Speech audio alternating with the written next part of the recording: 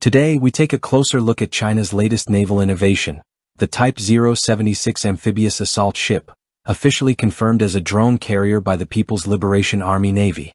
This revelation, reported by the South China Morning Post, marks a significant leap in maritime warfare.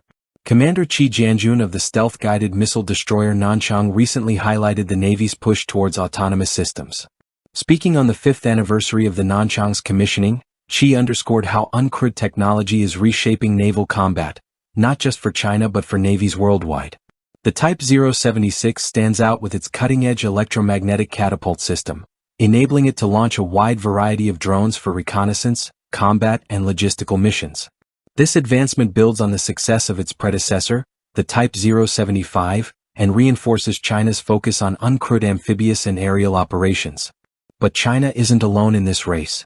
Turkey has also embraced the concept with its TCG Anadolu, originally designed for the F-35B fighter program.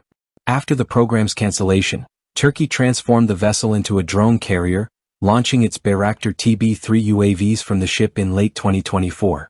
Drone carriers are revolutionizing naval warfare, offering cost-effective solutions with reduced risks to human personnel.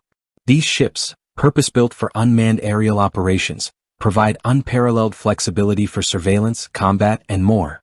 With the Type 076, China has firmly positioned itself at the forefront of this technological shift, signaling a new era of uncrewed dominance at sea. Stay tuned as we continue to track how these advancements are reshaping the balance of maritime power worldwide. Don't forget to like, comment, and subscribe for more updates on the latest military innovations.